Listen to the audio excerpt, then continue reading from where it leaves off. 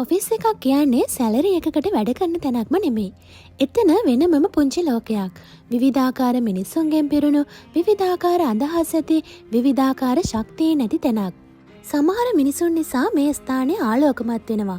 නමුත් සමහර අය නිසා දවස පටන් ගන්නත් කලින්ම ඔබේ සිත අඳුරින් පිරෙන්නත් පුළුවන්. ඉතින් අද වීඩියෝව කවුද මේ විවිධාකාර මිනිසුන් වර්ග සහ අපි කොහොමද අපේ සිත අඳුරු කරගන්නේ නැතුව සතුටින් එයාලා එක්ක දවස ගත කරන්නේ කියන දේ ගැනයි.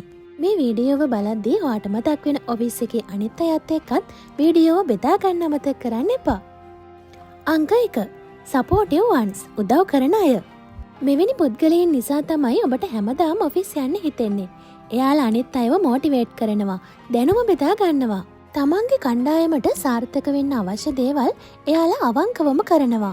මෙවැනි පුද්ගලයන් නිසා වැඩ කරන්න පහසු වෙනවා විතරක් නෙමෙයි, ඔවුන් නිතරම සිනහවෙන් අනෙකාට උදව් කරමින් අන් අයට ඇහුම්කන් දෙමින් කාරුණිකව වාසය කරනවා. ඉතින් මෙවැනි පුද්ගලයන් හැම වෙලේම ඔබට මතක් කරනවා ඔෆිස් එකක වුණත් කාරුණික හදවත් ඇති බව. ඔබ ඔවුන්ව අවංකවම අගය කරන්න, ස්තුතිවන්ත වෙන්න ඔවුන්ට, ඔවුන් සමග එකට වැඩ කරන්න. අංක 2. සයිලන්ට් ඔබ්සර්වර්ස් නිශ්ශබ්දව නිරීක්ෂණය කරන අය. මෙවැනි පුද්ගලයන් වැඩිය කතා කරන්නේ නැහැ. නමුත් ඔවුන් හැම දෙයක්ම නිරීක්ෂණය කරනවා. ඔවුන් ඩ්‍රාමාවලට යන්නේ නැහැ. චෝදනා පැමිණිලි කරන්නේ නැහැ. නිහතමානී බුද්ධිමත් පිරිසක්. ඔවුන් මිනිසුන්ව හොඳින් තේරුම් ගනිමින් ජීවත් වෙනවා. ඔවුන්ව අඩු තක්සේරු කරන්න එපා. ඔවුන්ට ගෞරව කරන විට, විශ්වාස කරන විට ඔවුන් හොඳ සහයෝගී හිතවතුන් බවට පත් වෙනවා.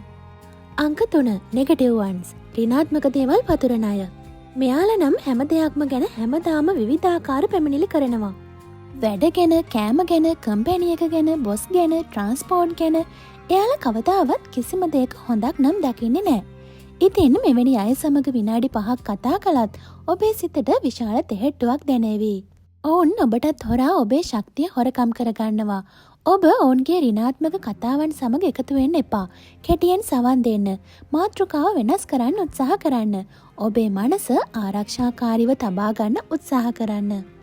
අංක 4. ගොසිප් පතුරන අය. මෙවැනි පුද්ගලයන් ඔබ සමග ඉතා සුහදව සිනහ වේවි.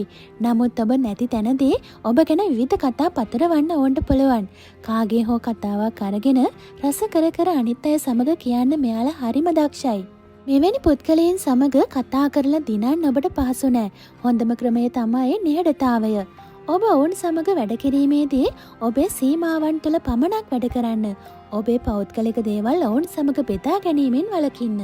අංක 5. බොසස් ෆේවරිට් බොස්ගේ කැමැත්ත ගන්න උත්සාහ කරන අය. මෙවැනි පුද්ගලයන් හැම වෙලේම බොස්ගේ අදහස් හා තීරණ සමග එකඟ වෙනවා. ඒ වගේම බොස්ගේ අවධානය ගන්න හොඳට වැඩ කරනවා. මොවුන් දක්ෂයි වගේම හොඳට කතා කිරීමේ හැකියාව පවතිනවා. නමුත් ඔවුන් තමන්ගේ කණ්ඩායමේ අනිත් අයට සලකන්න, තීරණවලට ගරු කරන්න කැමති නෑ. ඉතින් ඔබ ඔවුන්ට ඊර්ෂ්‍යා කරන්න යන්න එපා. ඔබ ඔබේ දියුණුව ඉලක්ක කරගන්න. ඔවුන්ගෙන් ඉගෙන ගත හැකි යමක් වේ නම් ආත්ම විශ්වාසය, sannivedana කුසලතා වැනි දේවල් ඉගෙන ගන්න. අංක 6. හැම දෙයක්ම දන්නවා කියලා හිතාගෙන ඉන්න අය. මේ වර්ගයට අයත් අය අනිත් අයට උපදෙස් අවශ්‍ය වුණත් නැතත් හැම වෙලේම අනිත් අයට උපදෙස් දෙනවා. ඔවුන් හිතාගෙන ඉන්නවා ඔවුන් තමයි හැම දෙයක්ම දන්න ස්මාර්ට් පිරිස කියලා. ඉතින් මේ වගේ අයත් එක්ක වැඩ කරද්දී ඔවුන්ට ඇහුම්කන් දෙන්න. නමුත් ඔබට අවශ්‍ය දේ විතරක් ගන්න. ඕනෑවට වඩා තර්ක කරන්න යන්න අවශ්‍ය නැහැ. ඔබ ඔබේ දැනුමත් සමග විශ්වාසයෙන් වැඩ කරන්න. අංක 7. හැම වෙලේම සැසඳීම් කරන අය. මෙවැනි පුද්ගලයන් හැම වෙලේම සැසඳීම් කරනවා අනිත් අයත් සමග. වැඩිම සැලරි එකක් ගන්න කවුද? බෝනස් තියෙන්නේ කාටද? අනිත් අයට මොනවද ලැබුණේ වගේ දේවල්. ඉතින් මෙවැනි අයත් සමග වැඩ කරද්දී ඒ සැසඳීම ඔබේ මොටිවේෂන් එක බවට පත් කරගන්න. ඔබ අනිත් අයව සැසඳීම් කරන්න යන්න එපා. ඔබ ඔබ සමග තරඟ කරන්න. කාරුණික වෙන්න. ඔබ ඔබවම මොටිවේට් කරගන්න. අංක 8. සාමකාමී බව පතුරන අය. ඊටාම සාමකාමී පිරිසක් තමයි මේ. මොවුන් ඔෆිස් එක ඇතුලේ සිදුවන ගැටුම් සාමකාමීව විසඳීමට ඉතා සමත් පිරිසක්. ඔවුන් සියලු දෙනාගේම මනසට සාමකාමී සිතුවිලි රැගෙන ඒමට හැකි පිරිසක්. ඔවුන් ළඟින් ආශ්‍රය කරන්න. ඔවුන්ගේ සාමකාමී ශක්තියින් මගින් ඔබේ ආතතිය අඩු කරලීමට හැකියාවක් පවතිනවා. අංක 9. හැම වෙලේම ඉලක්කවලට යන්න උත්සාහ කරන අය. මෙවැනි පුද්ගලයින් හැම වෙලේම ගෝල්ස් ප්‍රමෝෂන්ස් ඔවුන්ගේ රැකියාවේ තත්ත්වය ගැන සිහින දකිමින් වැඩ කරන පිරිසක්. ඔවුන්ගේ දැක්මට ගරු කරන්න. නමුත් ඔබ ඔවුන්ගේ ආතතිය ඔබට ආදේශ කරගන්න අවශ්‍ය නැහැ. ඔවුන්ගෙන් ඉගෙන ගත හැකි දේවල් ජීවිතයට ලබා ගන්න.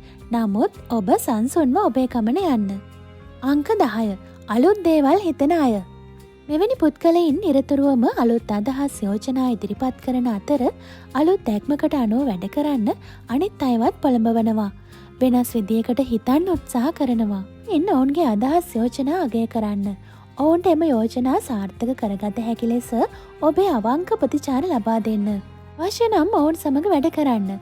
නමුත් ඔවුන්ගේ සෑම අදහසක්ම යෝජනාවක්ම සම්පූර්ණයෙන්ම සාර්ථක නොවීමට ඉඩ ඇති බවත් මතක තබා ගන්න.